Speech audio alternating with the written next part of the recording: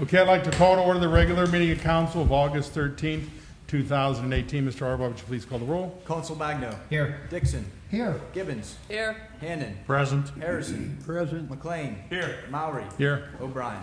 Present. We have 8 members present. This time I'd like to stand for the Pledge of Allegiance.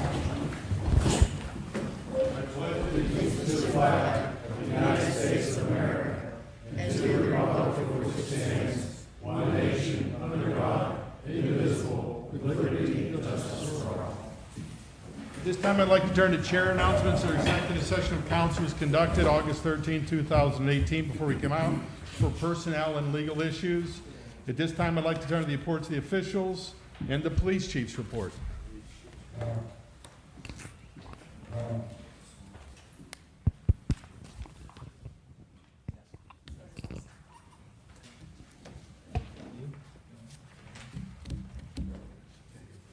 Good evening, Mayor, Council. Hi, everybody. Chief here. A few announcements. First, I want to thank everyone who participated in our National Night Out activities last Tuesday. Really appreciate it. And a special thanks to the kids who joined us, all the police for pizza over at Lower Miners Park. I think we had a good time, and we want to try and continue that in the future. We also have tonight, we're going to announce the names of our Merit Award college scholarships. Each of these students, college students, will be receiving a $1,000 check. They cannot be here tonight.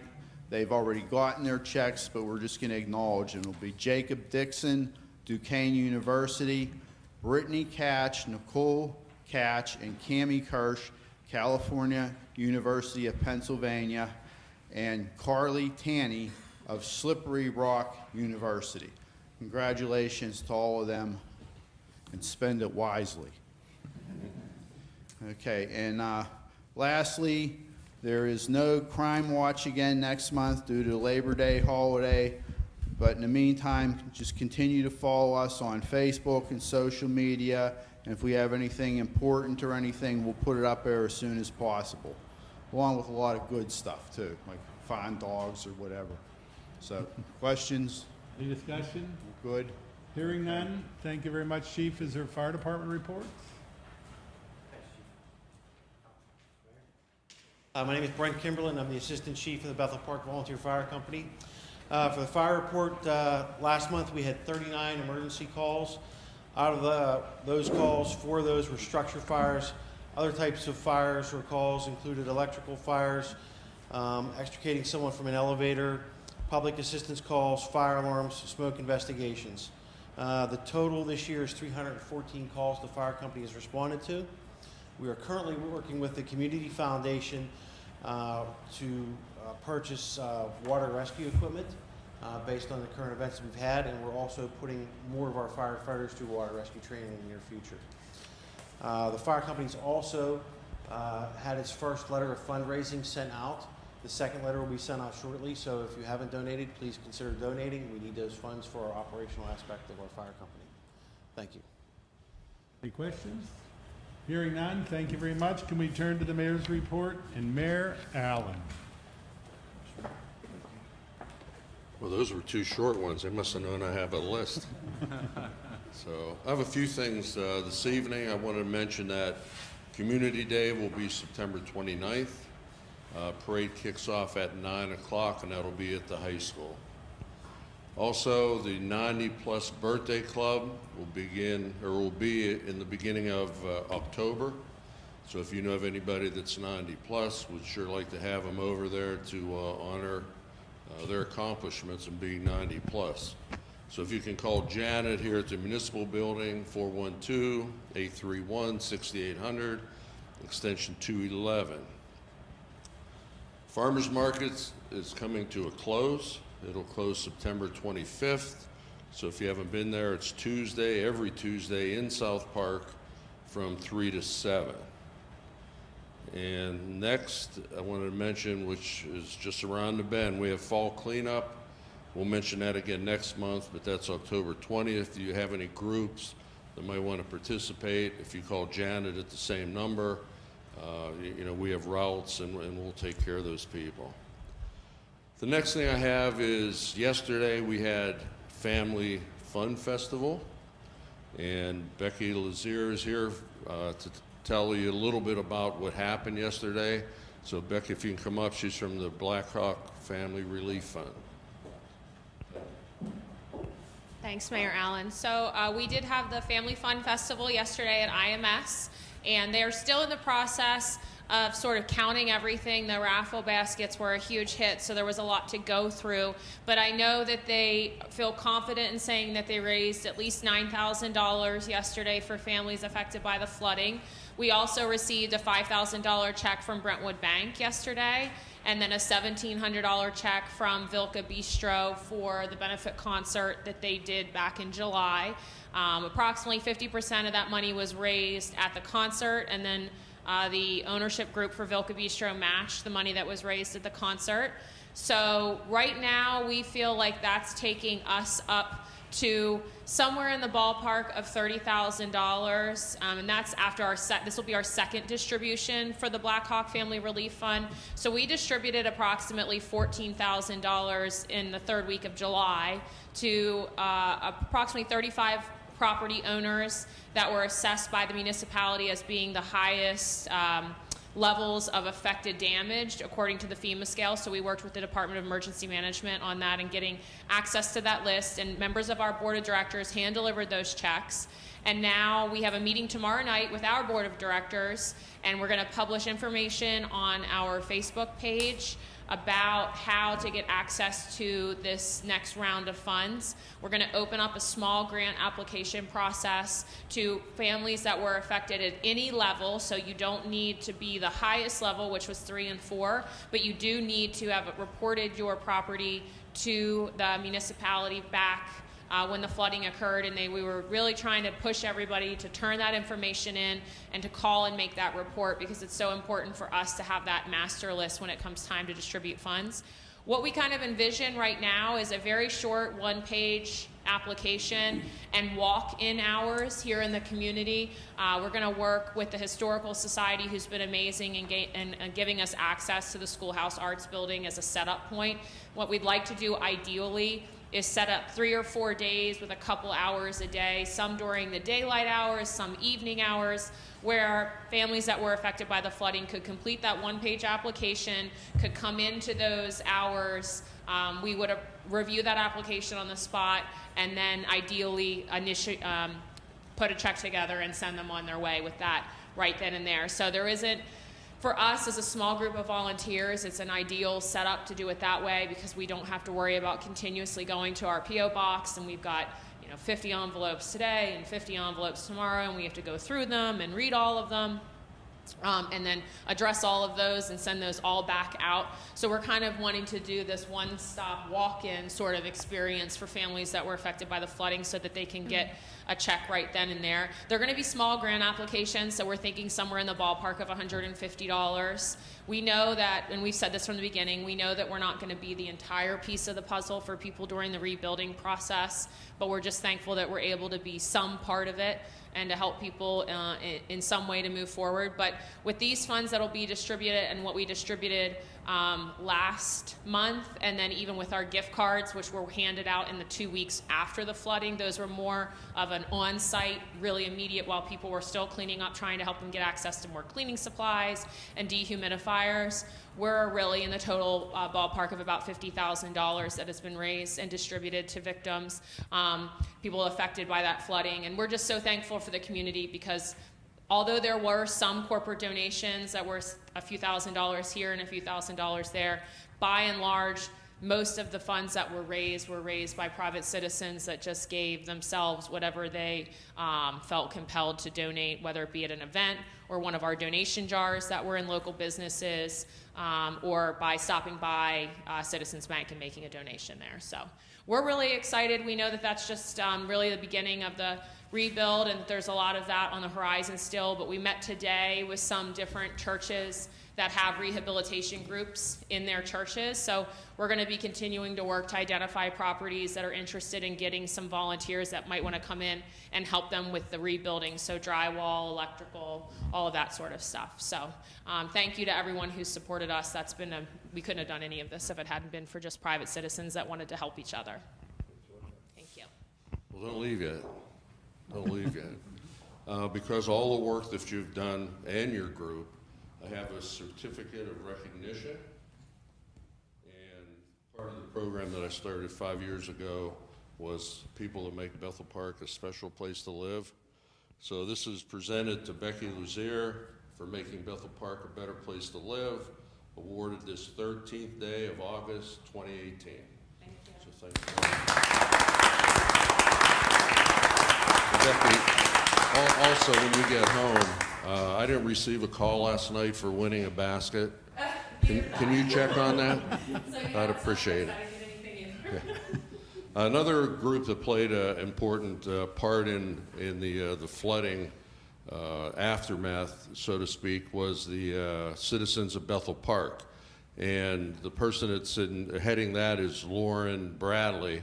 Unfortunately, she lives in London, but we did make a presentation to her, and we'd like to show that to you right now. I just wanted to welcome everyone here. I want to thank you for everything that you've done. It's been an interesting last 6 weeks. And this is Lauren from the Citizens of Bethel Park. And Courtney's also from the Citizens of Bethel Park. And Cindy isn't here tonight, but I do have a certificate for them also. So if you come up, I want to read our certificate for you. This is, come on closer, get you in the camera. Certificate of recognition. This one's presented to Lauren Bradley for your outstanding job coordinating efforts to keep the residents informed during the flood aftermath, awarded the 2nd day of August 2018, and it's signed by me. So thank you very much.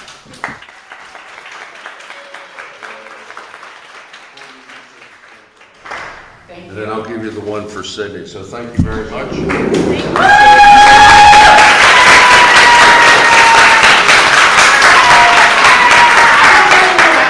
We only know you by Facebook, so. I know. I don't know really what to say. I mean, I've been here 36 years. My kids are the 3rd generation to go through Bethel Park, so I definitely care about this town. And I only did what God intended me to do. He put me on a path to love people, and that's just where I was at. And I reached out to them, and I knew that we needed help, and that's what we did. We just did what we knew what to do. So. And from the royal family. I don't even know how this started. I just created a little Facebook group that I thought might help people find out where the good pizza was. And then I remember seeing there was a flood. And I was like, oh, to my husband, there's a flood back in Bethel. And then, 24 hours left, a week later, and Courtney and I graduated together, and I would say we were estranged. We hadn't talked to each other in years, and now all of a sudden we're thrown back together. And it's been, I feel so bad I was so far away and I couldn't help, but maybe it was good that I was behind a computer to help coordinate. I just want to thank every single person in this room. Everybody's, so many faces in here, and so many names, I see your name tag, of people that came together. I just was behind a computer, so thank you.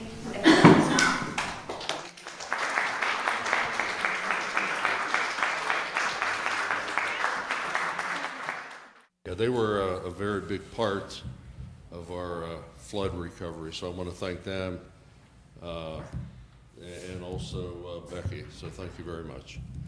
The last thing I have, which is kind of interesting, I got a letter a couple weeks ago from Dick Kraft, and he reminded me of a family from Bethel Park that was one of the original people in Bethel Park. And he also sent me some information, including the last will and testament, and that was the Holtz family. And Mr. Holtz was born in 1739 and actually settled in Bethel Park in 1785, if you could imagine that. So since then, he lived off of Bethel Church Road, And the reason that I got the information from Dick Kraft is we have here tonight descendants of Henry, and he spelled it different, H-U-L-Z, and it's changed over the years. But we have descendants, and they finally sold their house, or the house is on Bethel Church Road after 250 years. So I wanted to recognize them for being one of the oldest families in Bethel Park. So Tom and Betty, if you can come up, please.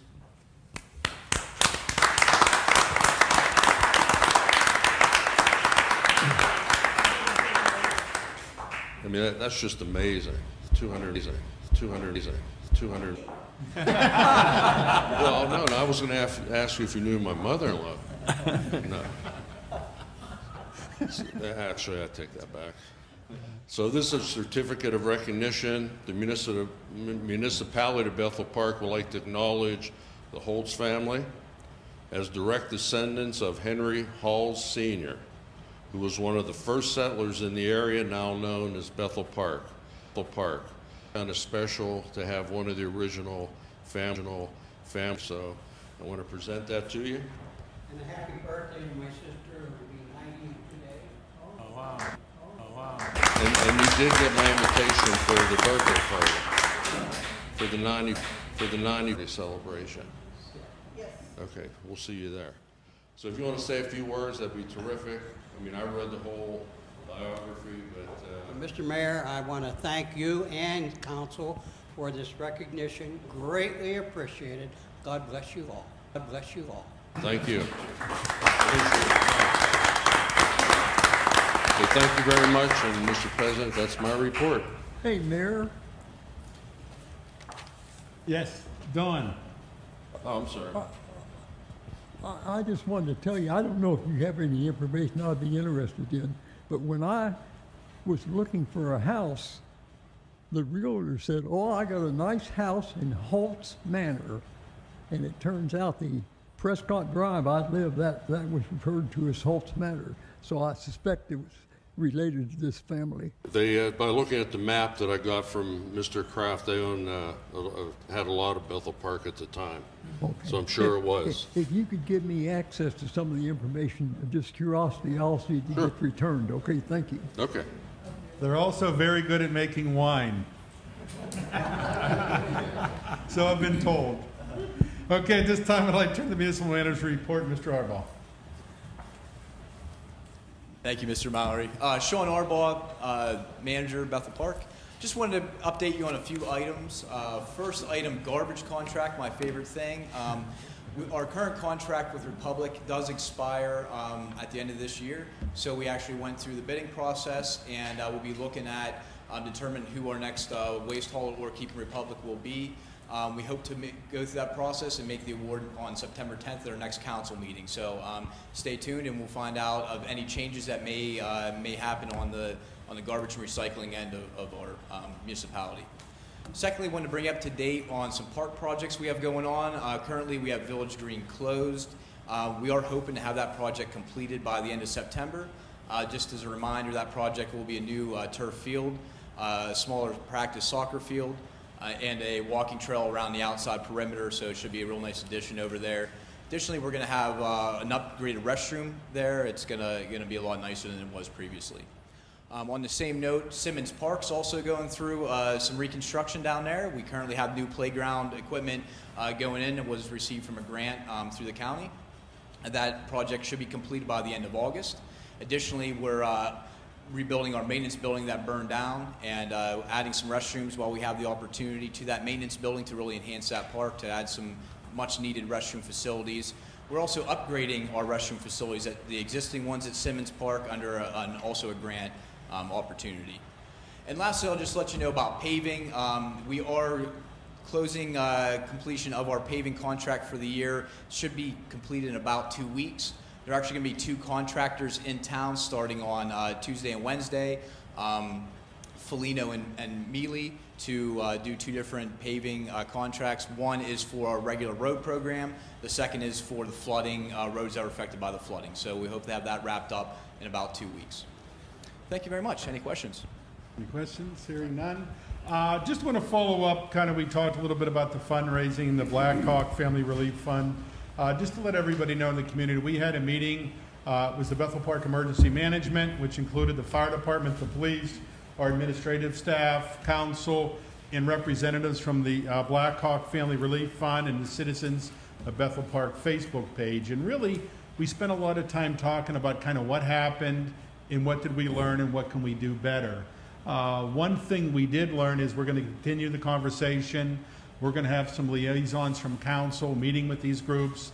We're going to help update our communications plan. So hopefully we'll never have to use it again, but in case we do, well, we did a great job in trying to, the night of the event, the area we need to work on is maybe the aftermath. It all came together and worked, but we want to make sure if there is an event, number one, that we're prepared or better prepared, and number two is we have a cleaner communication channel, and because we as municipal government can only do so much. Our resources are somewhat limited as far as the night of the event, and we're going to talk about what the role is. This isn't going to go away. It's going to be an ongoing process over the next several months, if not year, updating it, seeking people's feedback. But overall, the groups came together, the community came together, and it was just a really good thing for, I think, Bethel Park in general. And my last thing is the library report. She had mentioned last month there's a fundraiser coming up. It's called the Fantastic Four Charities. It's the Bethel Park Community Foundation, the Bethel Park Education Foundation, the Bethel Park Historical Society, and the Bethel Park Public Library are going to be hosting the first annual golf event on Monday, September 10th, 2018 at Nemacolin Country Club. Registration starts at 10. If you would like to attend, you can contact anybody from these organizations, or you can stop at EV Hardware and talk to Andy Amorine. But that is a nice event that's going to be upcoming, I guess, a month from tonight. So at this time, I'd like to turn to the approval of the minutes. Mr. Hannan. I move that we approve the regular council meeting minutes of July 9th, 2018. Second. There's a motion, a second. We approve the regular council meeting minutes of July 9th, 2018. Any discussion on this item? Mr. Arbaugh, would you please call the roll? Council Magno. Yes. Dixon. Yes. Gibbons. Yes. Hannan. Yes. Harrison. Yes. McLean. Yes. Maury. Yes. O'Brien. Yes. Motion passes 8-0. Mr. Hannan. This is a public hearing minutes. I move we approve the public hearing minutes of July 23rd, 2018, proposed subdivision ordinance modification, stormwater management. Second. There's a motion, a second, that we approve the public hearing minutes of July 23rd, 2018, proposed subdivision ordinance modification of stormwater management. Any discussion of this item? Mr. Arbaugh, would you please call the roll? Dixon. Yes. Gibbons. Yes. Hannan. Yes. Harrison. Yes. McLean. Yes. Maury. Yes. O'Brien.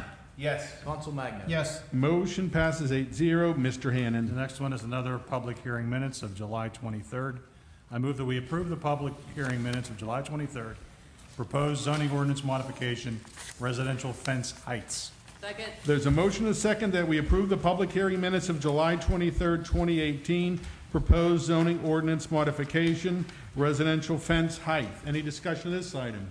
Mr. Arbaugh, would you please call the roll? Gibbons. Yes. Hannan. Yes. Harrison. Yes. McLean. Yes. Maury. Yes. O'Brien. Yes. Council Magno. Yes. Dixon. Yes. Motion passes 8-0. Mr. Hannan.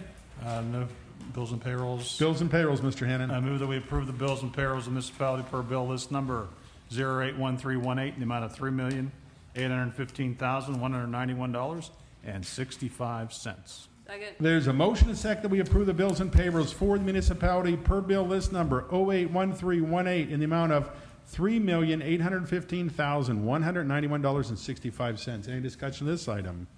Mr. Arbaugh, would you quit spending the money and call the roll? Hannan. Yes. Harrison. Yes. McLean. Yes. Maury. Yes. O'Brien. Yes. Council Magno. Yes. Dixon. Yes. Gibbons. Yes. Motion passes 8-0. At this time, I'd like to turn to the resident comment section for non-agenda items. We have a couple of people signed up to speak. Is it Catherine O'Neill Muldoon? Yes, that's me, and I'm with my neighbor, and if it's okay, I'm gonna trade places and let him go first, because he's gonna kind of Sir. set me up, and then I'll take his place where he's Okay. number 3. Okay, if you could come up to the microphone and state your name and address. You have a couple pictures to Yeah, that's fine. And we have a 3-minute limit, and we'll attend at 2 minutes, would ask you to conclude.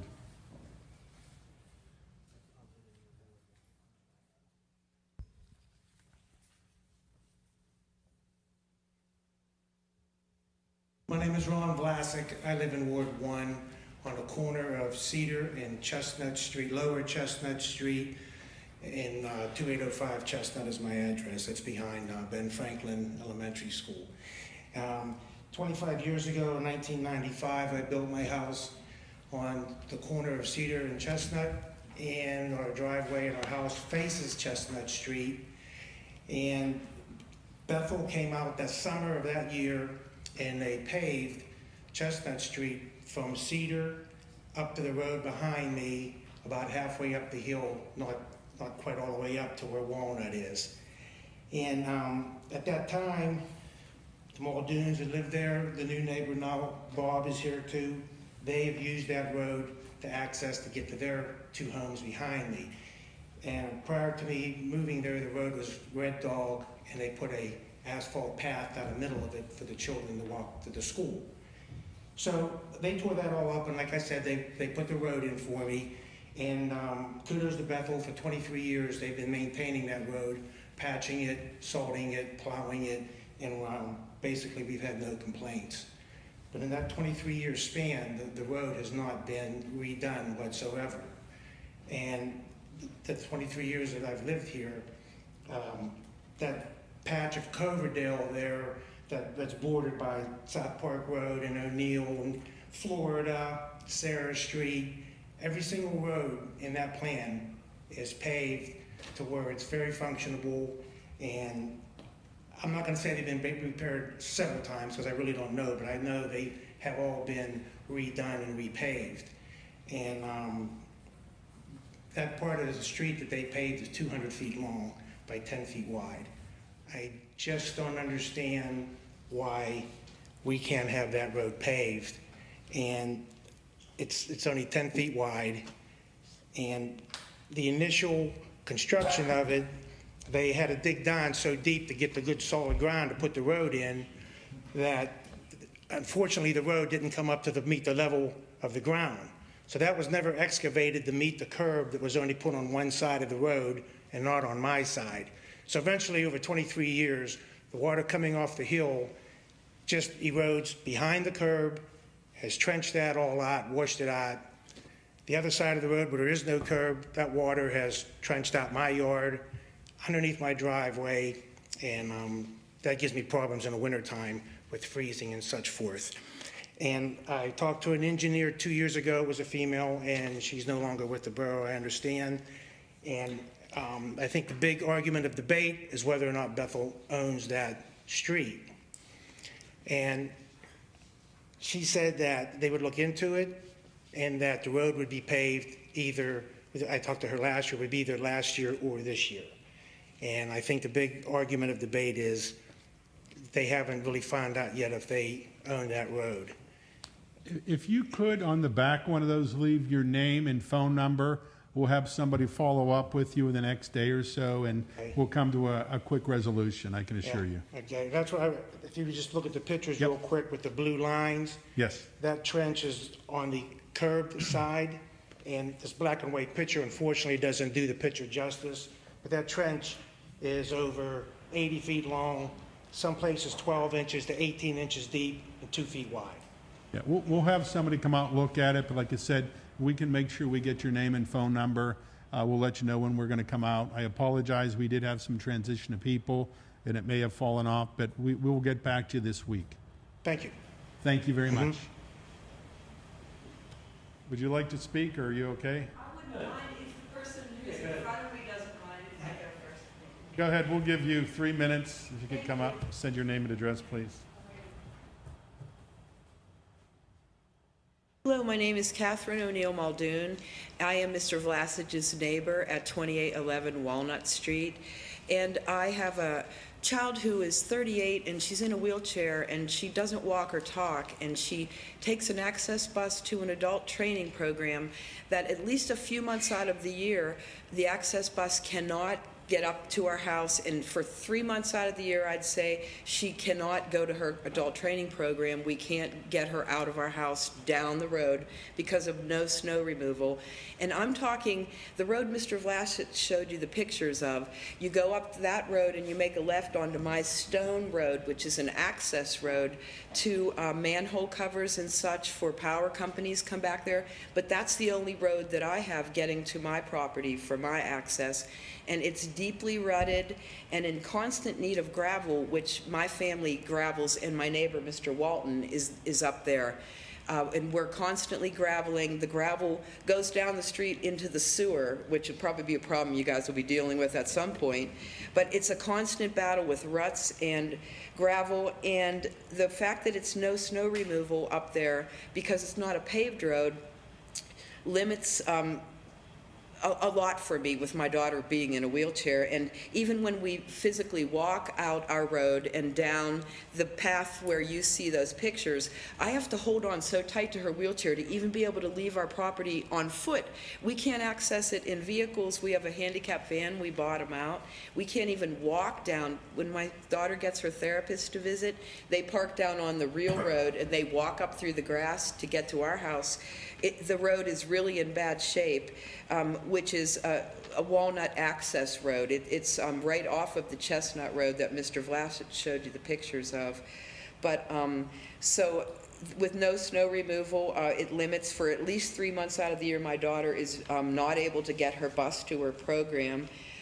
She also has grand mal seizures, and I live in fear that during the days of a bad snowstorm, it takes us maybe 3 days to shovel our whole driveway out, which is our only access road. It's not our driveway, it's the Bethel access road that we use as our long, long stone driveway. And some days we've been stuck there for 3 days, unable to get out. And I live in fear if she would ever have a grand mal seizure, I picture putting her in a sled and taking her down to the street where the ambulance could meet us, because they could never get up to us. And so that's what I have to say, is we're really in dire straits up there. And I understand that perhaps it's a paper road, but it's our only access road that we have, and we really need some help. And I would thank you so much for your kind consideration. Yeah, we'll look at it, and I can tell if it's a gravel right now, it may not be a dedicated street, but we'll certainly look at it. I don't want to give any false hopes. The other ones we'll certainly look at. We'll look into both to make sure, but right, and I understand that. But if it's not a dedicated street, I wonder what the process is to dedicate it and what entails to be dedicated besides people living on it. Yeah, I mean, we're living on a road that's not dedicated. It's kind of a catch-22, yeah, you know? It may be a right-of-way, but we'll look at it and I let you know. understand, sir, and I thank you so much for your kind consideration, Thank you. everybody. Thank you for listening. Thank you. Mr. Fielder?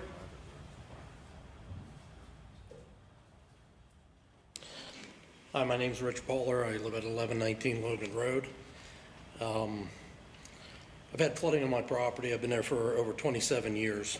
It's pretty much consumed the last 27 years of mine and my family's life. I mean, every time it rains, there's some kind of flooding or water that we have to adjust for. You know, just like all the other people that bought homes here in Bethel, my family and I heard all good things about the schools in the area. That's the reason we bought here. You know, all I'm asking for is for the council to do whatever it takes to live up to this hype of the community.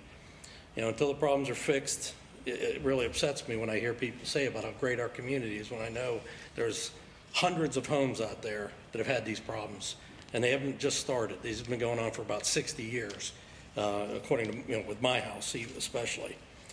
You know, my home was built in 1952. There's been problems since the day it was built.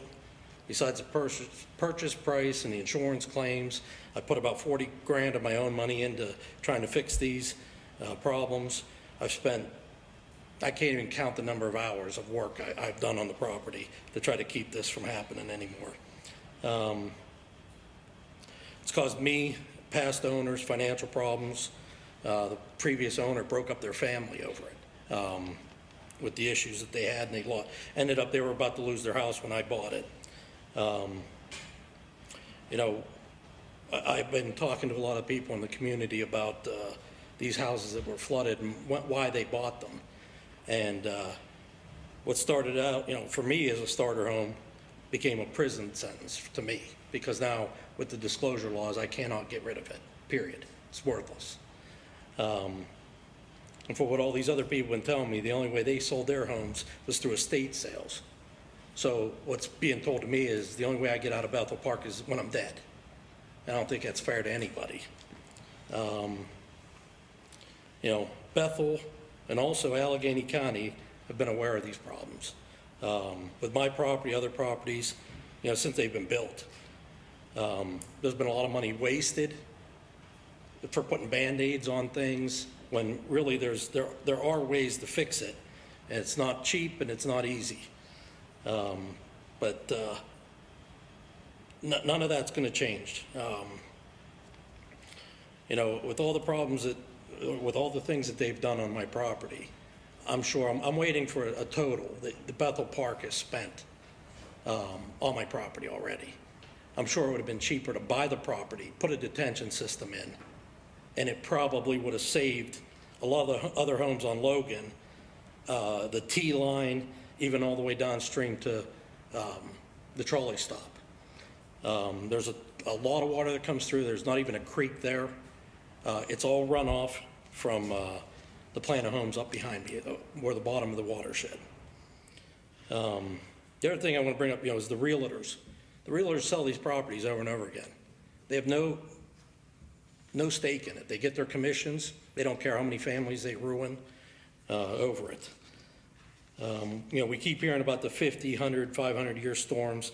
It's not the problem. If it was the problem, then why do all new constructions have runoff plans? I mean, that's obviously, that's what works, because that's what you guys are doing now to fix future problems. It's useless to keep wasting money trying to put the water underground. I mean, if you pick a few homes like my home and some other homes, build detention ponds, you might save another 30 homes the next time it rains hard. But there's a policy of not buying homes here in Bethel.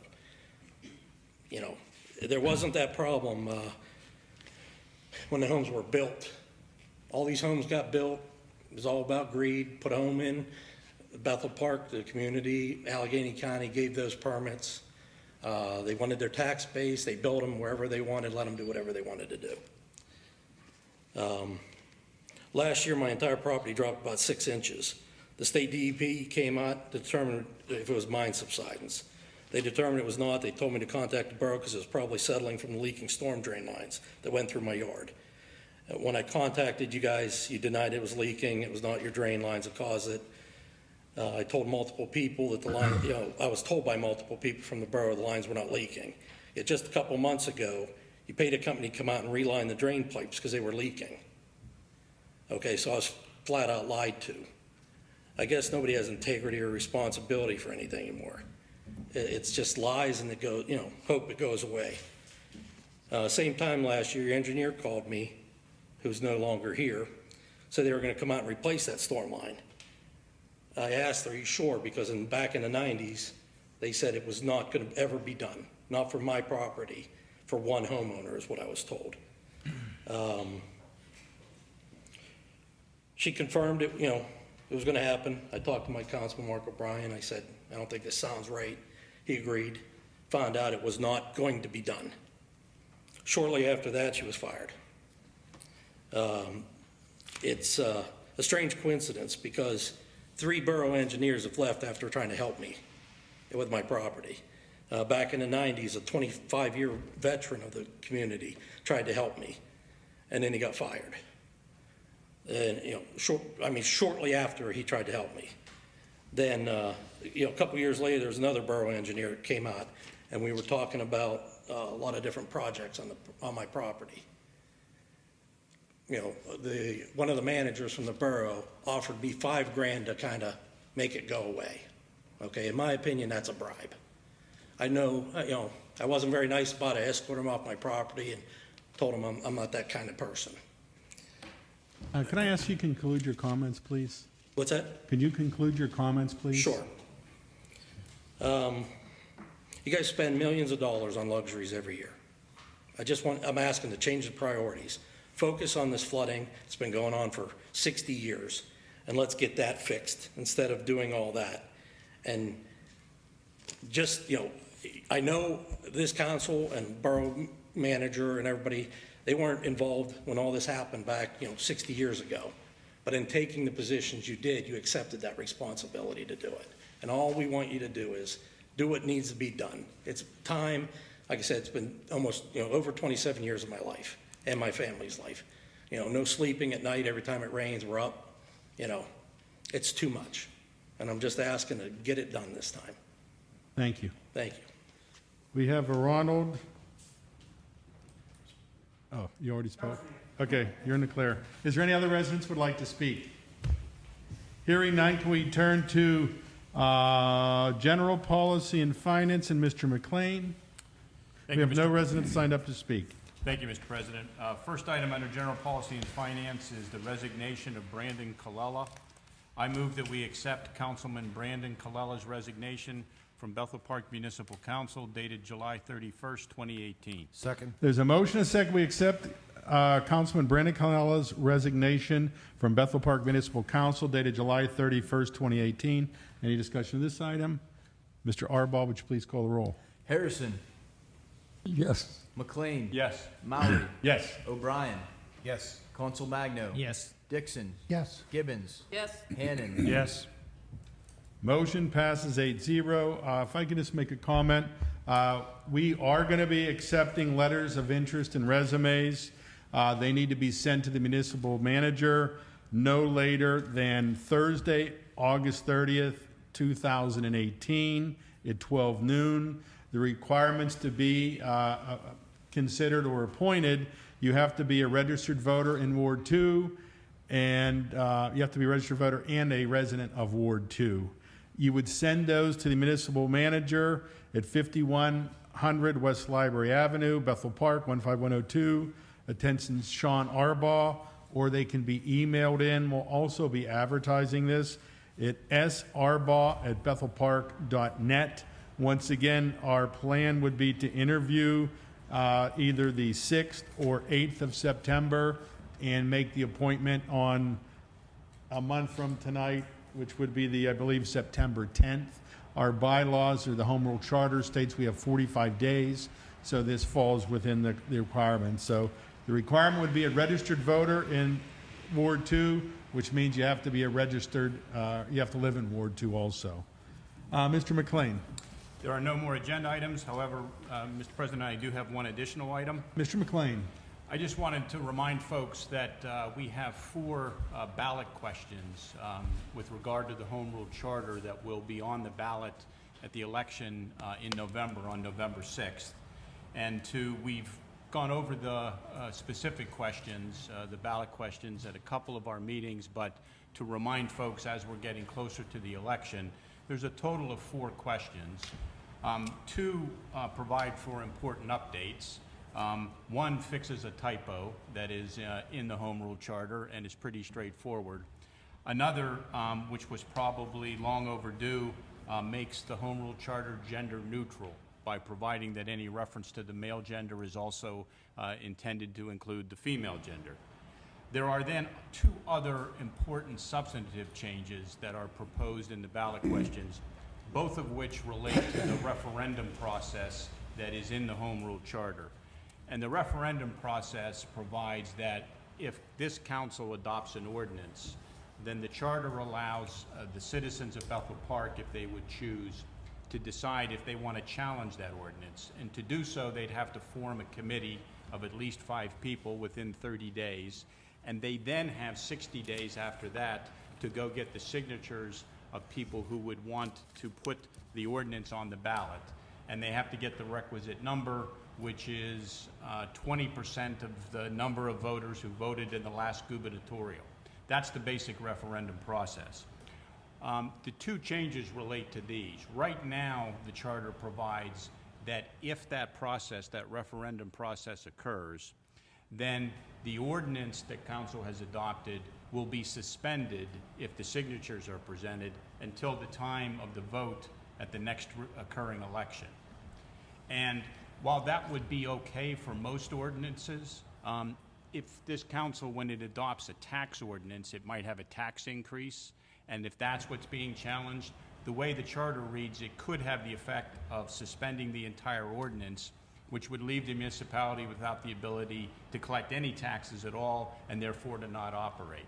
So the proposed change that will be on the ballot will be to provide that if there is a challenge to a tax ordinance and the requisite number of signatures are obtained, then the only part that gets suspended will be the proposed tax increase, or if it happened to be a decrease. The rest of the ordinance as to the tax that had been in place previously will stay in place so that we can continue to function. The second change deals with the process for getting the signatures. As I indicated, if you are going to challenge the ordinance, you have 60 days to go get the signatures, and you present those to the municipality. The municipality then looks at it and determines whether the requisite number of signatures have been provided. Right now, the charter says that if for some reason there aren't enough signatures, the municipality has 20 days to tell the committee that. They then have a period of time to go out and see if they can get some more signatures. In the meantime, the whole process for the implementation of the ordinance is getting delayed. So that second bite at the apple, where you can, in effect, try even beyond the 60 days to get the signatures, is being proposed to be changed. You'd still have the ability to go get the signatures, you'd still have the 60-day period, but if you don't have the requisite number of signatures, then there's no challenge. I did get a question from a resident about, well, if you don't get the requisite number of signatures, will the effect of this change be that you could never raise the same type of challenge again? And the answer to that is no. It would just relate to that particular ordinance that had been adopted at that time. Give you an example. If a tax increase is adopted by this council and there's an attempt to gather the signatures in a given year and there aren't enough, then you can't go back out and get more signatures. If, however, the next year council adopts another ordinance that increases taxes, and nobody's talking about doing this, folks, that's not why I'm mentioning it, but if that would happen, then the opportunity for the citizens to go get the signatures again that next year as to that next ordinance would still be in place. This is just dealing with not prolonging the process as to any particular ordinance. So those are the changes that are proposed. They will be on the ballot on November 6th. We'll continue to discuss it as necessary in our meetings between now and then. Information related to the Home Rule Charter itself, as well as these questions, are available on the website. And if you have any other questions, you can let us know. Thank you, Mr. McLean. Any other discussion? Mr. Morris. Mr. Harrison. Mr. McLean gave me a nice segue into what I have to say tonight. At the June council meeting, council passed an ordinance to put home rule charter change questions on the coming November ballot. Mr. McLean just explained that. All the council members present voted yes, except me. I voted no. The home rule charter gyration. Don, can you speak a little closer to the microphone? They can't hear you. Okay. The home rule charter gyration resulted from council members' yes votes a few years ago on the illegal ordinance for a dedicated tax for the Bethel Park Volunteer Fire Company. The ordinance was illegal because it did not comply with the timeline required by the Home Rule Charter, which is the Bethel Park Constitution, and by the Election Bureau rules for placing the question on the coming primary ballot. The ordinance specifically stated that a question was to be placed on the coming primary ballot. At that time, the ordinance was illegal because the Home Rule Charter, the Bethel Park Constitution, Section 1107 says, quote, "The effective date of an ordinance shall be no sooner than 30 days after its adoption." Before the vote on the ordinance, I reminded council members that a yes vote on the ordinance violated the Home Rule Charter because the date that the ordinance would become effective was too late to get the question on the primary ballot based on the election department rules. All the council members present at the meeting voted yes for the ordinance except B. The yes voters blatantly violated the Home Rule Charter. I use the word blatantly advisedly because as stated above, the vote, as I stated above, before the vote, I reminded council members of the timeline restriction. I allege my fellow council members are all violators. They violated the Home Rule Charter. Ask yourself the question, why would my fellow council members violate the law? Mr. McTiernan, sitting over there, the solicitor who we pay to ensure that council actions comply with the law, sat mum at his table at that time of the illegal vote. Therefore, he was complicit in the violation of the Home Rule Charter. Mr. McTiernan was further complicit in violation of the Home Rule Charter by hand delivering the ordinance to the Election Bureau 3 days after its enacted by council. That was 27 days prior to the effective date of the ordinance as mandated by the Home Rule Charter. If Mr. McTiernan had complied with the Home Rule Charter and delivered, if I can turn the page here, and delivered it to the Election Bureau after it became effective, then the question would not have appeared on the primary ballot. In an attempt to cover their butts, the council yes voters later declared that the Home Rule Charter is outdated and needs to be revised. It is obvious that present-day changes to the Home Rule Charter do not validate the violation of the Home Rule Charter in the past. The questions mandated by the June ordinance will appear on the November ballot. I recommend you vote no on the Home Rule Charter change questions. Why would I make this recommendation? Your yes votes on the November Home Rule Charter ballot questions will embolden council members to take future actions that violate the Home Rule Charter if they find it convenient. Lack of public oversight on governing body actions lead to the swamp we have at the national level and now the local level. The Home Rule Charter has served the municipality well since its effective date of January the 2nd, 1978. I'll repeat that date, 1978, January 2nd. No deleterious effect to the municipality will result from voting no on the proposed changes, but it will send a message to council members that the public expects council to abide by the law. Please do not contribute to the decline of our proven governing system by supporting the illegal actions by the governing body. Please vote no on the Home Rule Charter changes that will appear on the November ballot. Thank you. Mr. Mowry? Mr. McLean. I just want to make sure that the public doesn't get confused. Mr. Harrison is suggesting that folks not vote in favor of these changes. I'm not sure I understand the reasons he's making that recommendation. But what I do know is this. At the March meeting of this council, we reviewed the 2 substantive changes that I went over tonight, and in exactly the same way that I described them this evening. And in March, Mr. Harrison said in the minutes, after I spoke, I agree with 2 things he's telling you. One is we ought to make it clear that this would only affect the proposed change and not rescind the ordinance so the municipality can keep operating. The other thing, Mr. McLean used in the caucus room the second bite of the apple. That is, if the petition didn't meet the criteria according to the municipality, then the petition committee would have to go back and get additional signatures. The proposal was to eliminate that. It ought to be eliminated. So in March, Mr. Harrison was telling the public that both of these proposed changes were something that he agreed with. And that would mean you'd be voting yes.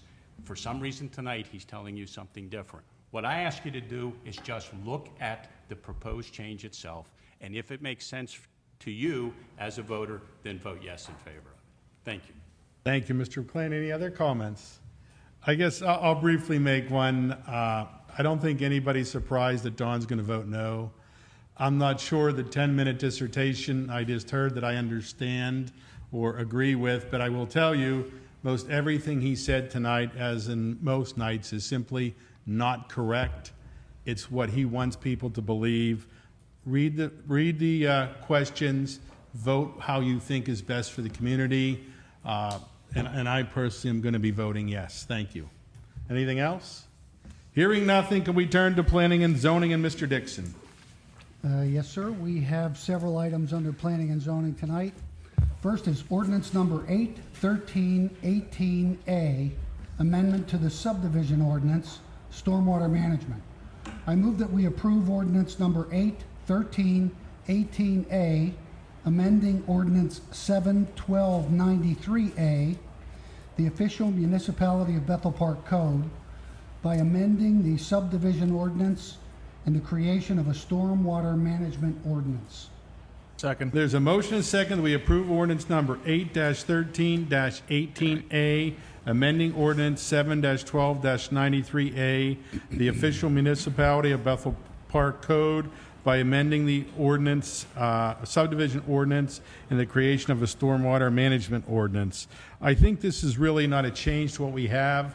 It's tightening up of what the requirements are when you need to do it. And it's just, we're following, I guess, the county, their lead and direction on what they require. So there's really not a lot of change. We still have the 90% of pre-development flow. Any other discussion? Hearing none, Mr. Arbaugh, would you please call the roll? McLean. Yes. Maury. Yes. O'Brien. Yes. Consul Magno. Yes. Dixon. Yes. Gibbons. Yes. Hannon. Yes. Harrison. Yes. Motion passes 8-0. Mr. Dixon. We have another ordinance, number 81318B, amendment to the zoning ordinance, residential fence heights.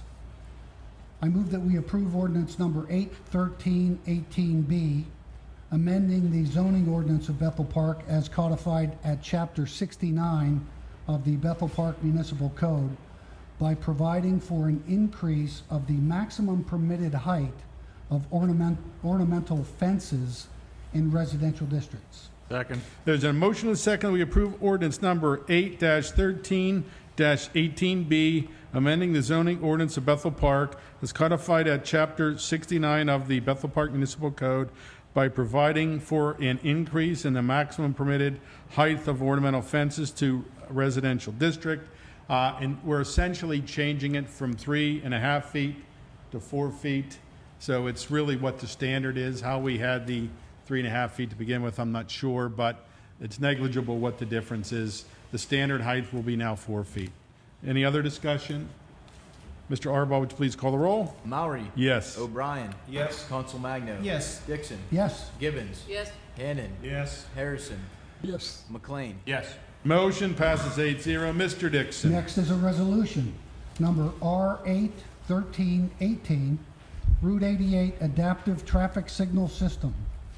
I move that we adopt resolution number R81318, authorizing the manager of the municipality of Bethel Park to submit the application for traffic signal improvement to the Pennsylvania Department of Transportation. Second. There's a motion and a second that we adopt the resolution number R18-13-18, authorizing the manager of the municipality of Bethel Park to submit the application for traffic signal improvement to the Pennsylvania Department of Transportation. Any discussion of this item? Mr. Arbaugh, would you please call the roll? O'Brien. Yes. Consul Magno. Yes. Dixon. Yes. Gibbons. Yes. Hannon. Yes. Harrison. Yes. McLean. Yes. Maury. Yes. Motion passes 8-0. Mr. Dixon. Lastly, we have the Bethel Park 2016 Green Light Go project. I move that we award the traffic signal improvement project at the intersection of Corrigan Drive, Library Road, Baptist Road, and South Park Road, and the intersection of Bethel Church Road and Meadowbrook Road at Highland Avenue for the base bid in the amount of $64,377.60 to Traffic Control and Engineering Company, Inc. Second. There's a motion and a second. We award the traffic signal improvement project, the intersection of Corrigan Drive, Library Road, Baptist Road, and South Park Road, and the intersection of Bethel Church Road and Meadowbrook Road at Highland Avenue for the base bid of $64,377.60 to Traffic Control and Engineering Company, Inc. This will include at the entrance of the park relamping, and it will include at the intersection of Bethel Church, Meadowbrook, and Highland Avenue. Going to be retiming those lights to make sure we get maximum flow through those intersections. They were replaced a couple years ago, and it appears that they're maybe not working practically to let the traffic pass through. Any discussion of this item? Mr. Arbaugh, would you please call the roll? Council Magno. Yes. Dixon. Yes. Gibbons. Yes. Hannon. Yes. Harrison. Yes. McLean. Yes. Maury. Yes. O'Brien. Yes. Motion passes 8-0. Mr. Dixon. Mr. President, that is all that we have under planning and zoning tonight, and thank you for those excellent descriptions of the planning and zoning agenda. Thank you, Mr. Dixon. That's why I'm sitting in the middle. Any other comments? Hearing none, can we turn to health, safety, and welfare, and Mr. O'Brien, and we have no residents signed up to speak. Thank you, Mr. Chairman. Appointment, position of permanent police officer. I move that the permanent employment of Michael Antonise be ratified as per the recommendations of Chief Timothy O'Connor. Second. There's a motion and a second that the permanent employment of Michael Antonise be ratified per the recommendation of Police Chief Timothy O'Connor. Any discussion of this item? Mr. Arbaugh, would you please call the roll? Dixon. Yes. Gibbons. Yes. Hannon. Yes. Harrison. Yes. McLean. Yes. Maury. Yes. O'Brien. Yes. Council Magno. Yes. Motion passes 8-0. This past item and the next item, they've been here. They're on probationary period for a year. They go through all the training, evaluation by the supervisors, and it comes down to this point when the recommendation from the chief is they've passed and successfully completed all the necessary training. This makes them not that they weren't full-time officers, but it ratifies them as police officers in Bethel Park after a year. Mr. O'Brien.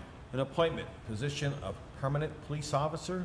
I move that the permanent employment of Charles Thomas be ratified as per the recommendation of Chief Timothy O'Connor. Second. There's a motion and second that the permanent employment of Charles Thomas be ratified as per the recommendations of Chief Timothy O'Connor. Any discussion of this item? Mr. Arbaugh, would you please call the roll? Gibbons. Yes. Hannon. Yes. Harrison. Yes. McLean. Yes. Maury. Yes. O'Brien. Yes. Council Magno. Yes. Dixon. Yes. Motion passes 8-0. Mr. O'Brien. Promotion, police lieutenant. I move that we promote Ron Diskowski to the position of lieutenant for the Bethel Park Police Department with a start date agreeable to Police Chief Timothy O'Connor. There's a motion and a second that we promote Ron Diskowski to the position of lieutenant for the Bethel Park Police Department with a start date agreeable to Police Chief Timothy O'Connor. Any discussion of this item? Mr. Arbaugh, would you please call the roll? Hannon. Yes. Harrison. Yes. McLean. Yes. Maury. Yes. O'Brien. Yes. Council Magno. Yes. Dixon. Yes. Gibbons. Yes. Motion passes 8-0. Mr. O'Brien. Mr. Chairman, there are no other items under health, safety, and welfare. Thank you, Mr. O'Brien. Any additional items? Hearing none, can I turn to Public Works and Maintenance and Ms. Gibbons? We have no residents signed up to speak. Sidewalk Replacement Project. I move that we award the traffic sidewalk replacement project for the Community Center and Tri-Community South for the base bid in the amount of $46,111 to Excalibur Construction, LLC. Second. There's a motion and a second that we award the traffic sidewalk replacement project for the Community Center and Tri-Community South for a base bid of $46,111 to Excalibur Construction, LLC. Any discussion of this item? We will be replacing the sidewalk at the entrance and front and rear entrances of the community center. That will occur over the next probably 2 months. Mr. Arbaugh, would you please call the roll? Harrison. Yes. McLean. Yes. Maury. Yes. O'Brien. Yes. Council Magno. Yes. Dixon. Yes. Gibbons. Yes. Hannon. Yes. Motion passes 8-0. Ms. Gibbons. There are no additional items under public. Are there any additional items? Hearing none, motion to adjourn. Second. All in favor? Aye. Meeting adjourned. Good night, everyone.